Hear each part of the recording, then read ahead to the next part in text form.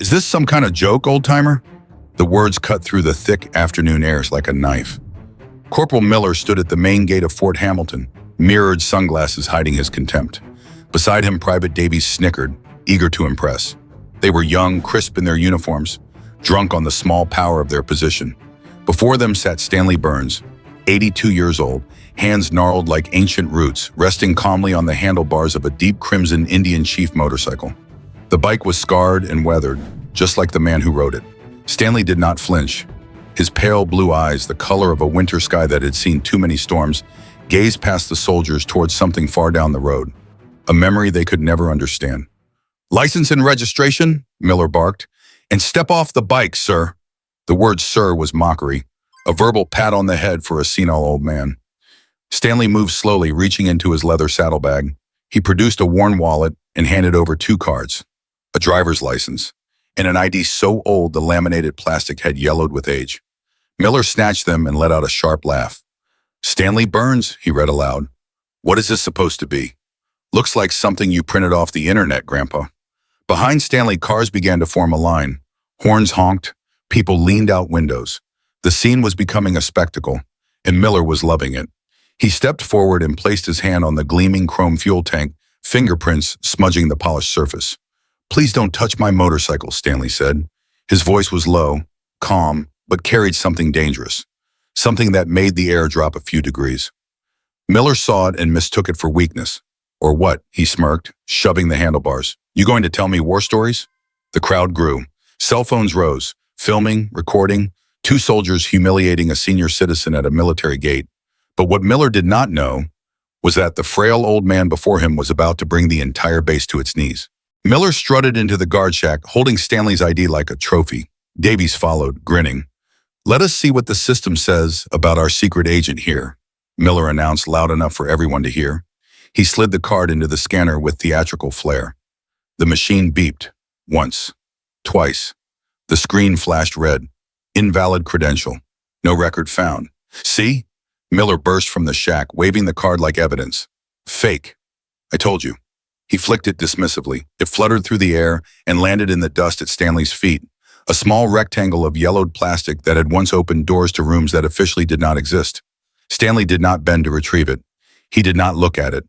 His gaze remained fixed on Miller, expression unreadable. That quiet defiance only enraged the corporal further. "That is it," Miller declared, voice rising for the cameras now recording from every angle. "You are impersonating whatever you think you are. You are being detained."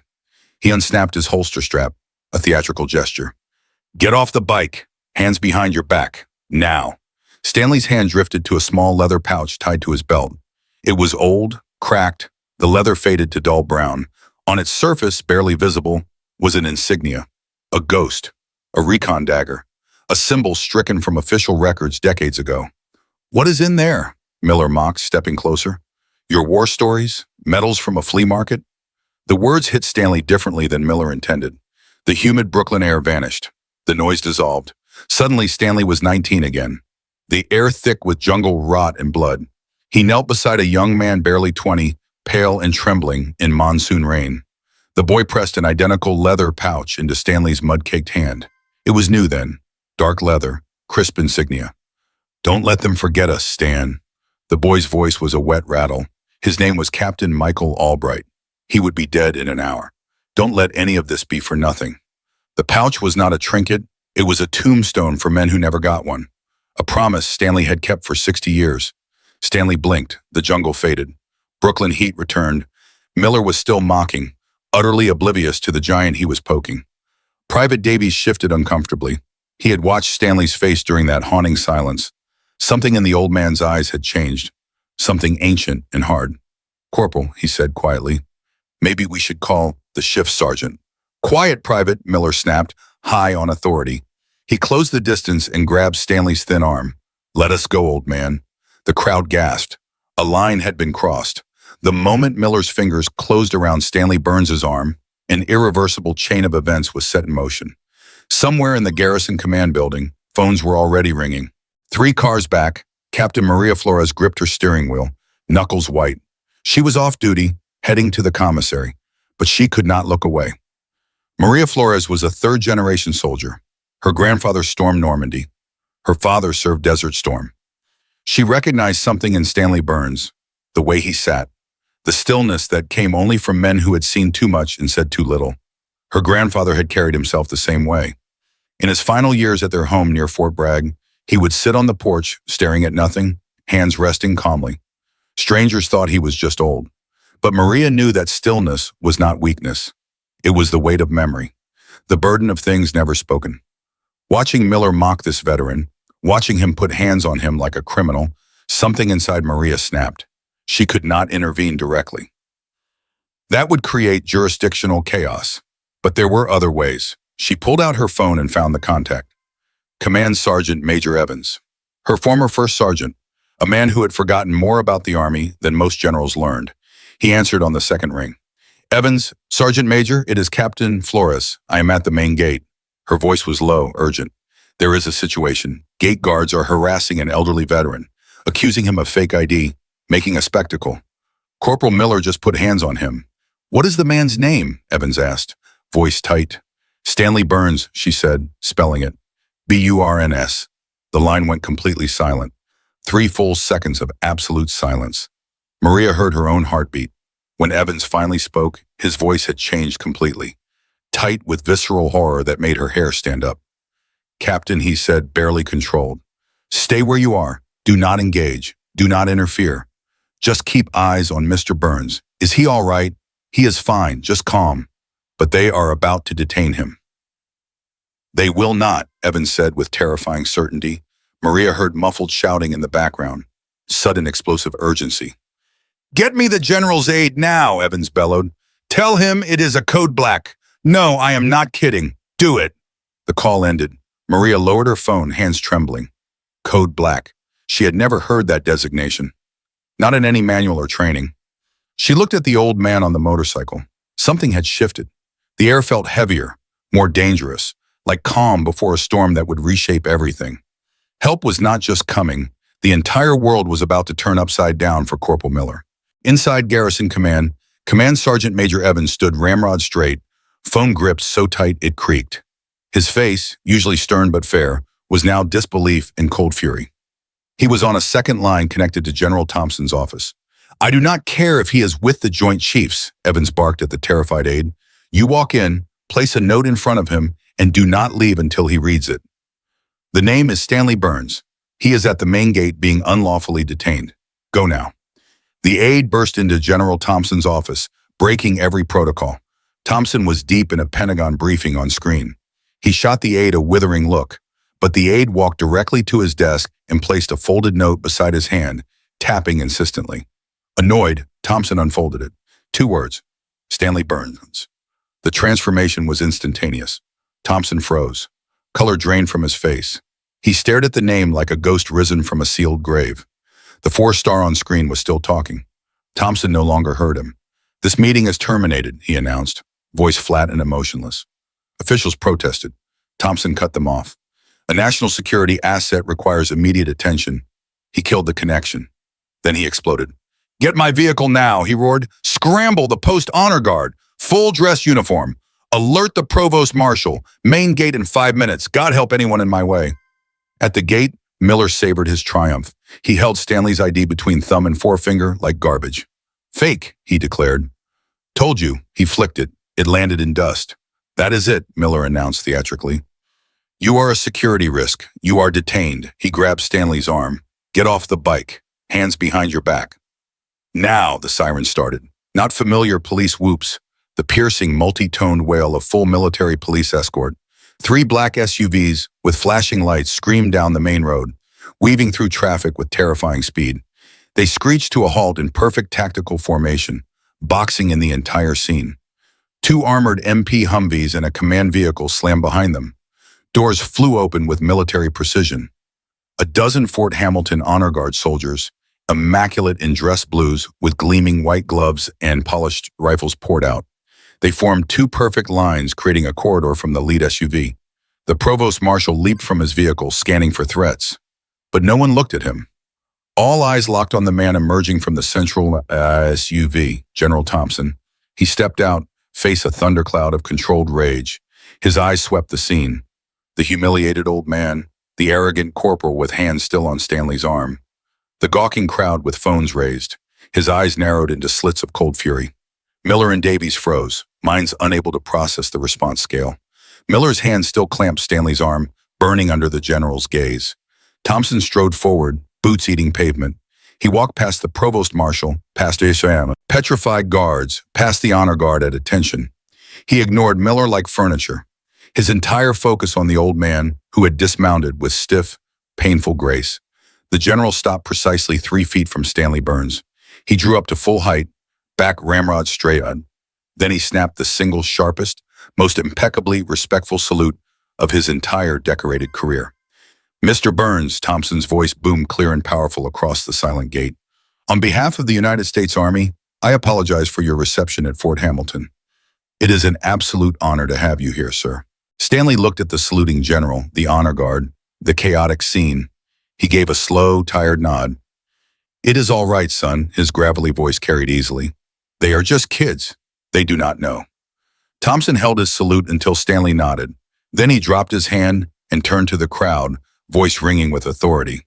"For those who do not know," the general began deliberately, "the man before you is Stanley Burns.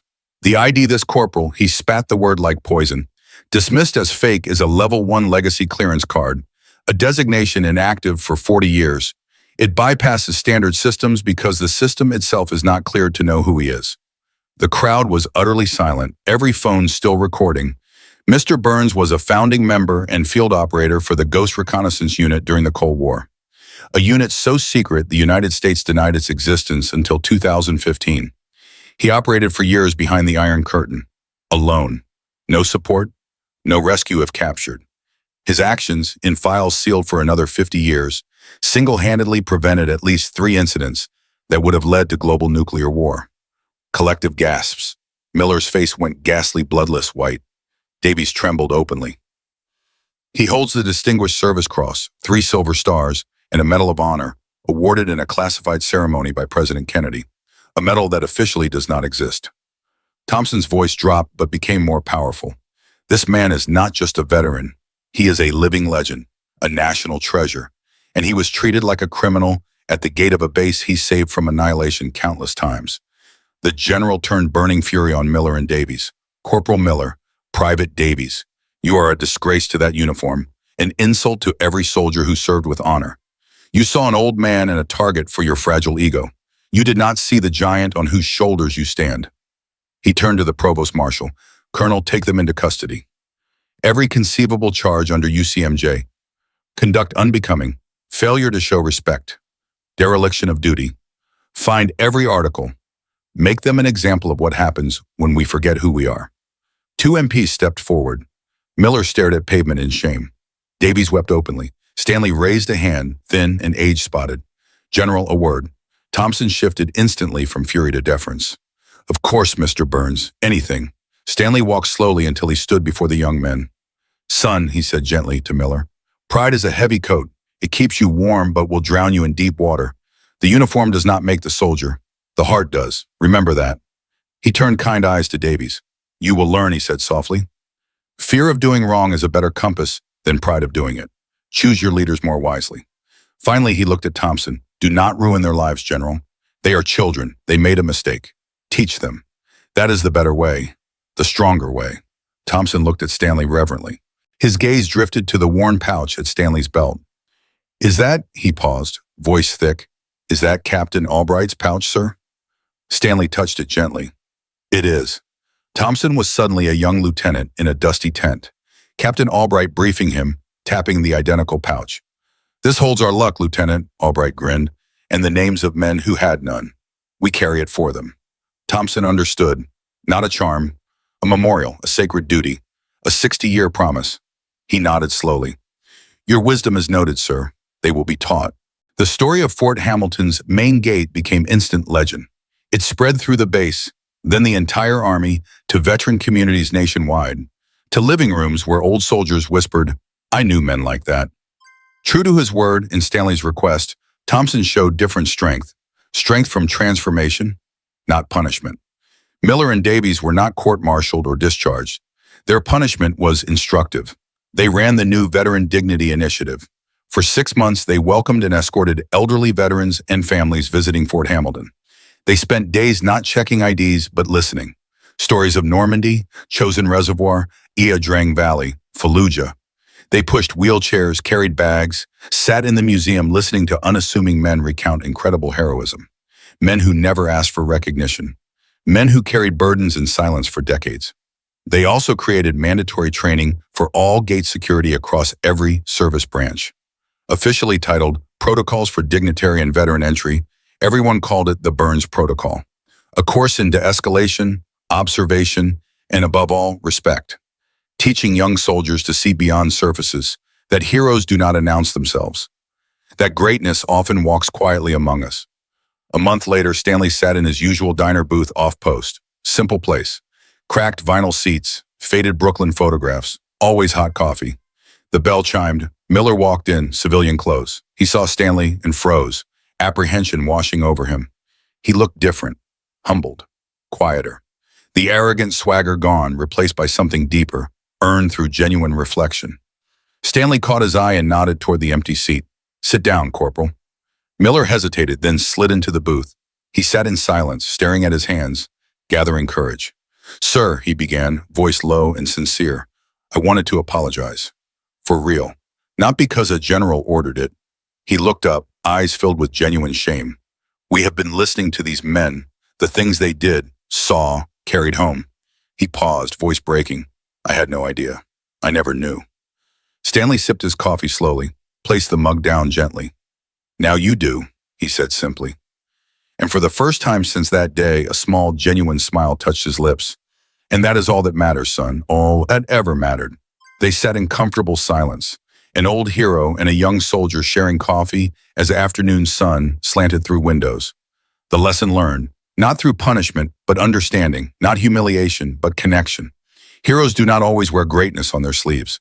Sometimes they ride old motorcycles. Sometimes they sit quietly in diners. Sometimes they carry worn leather pouches holding names of brothers who never came home. If Stanley Burns' story of quiet valor moved you, please like this video and share it. Subscribe to BR Veteran Stories for more stories of unassuming heroes who walk among us. Because that is what heroes do. They do not seek glory, they simply show us the way.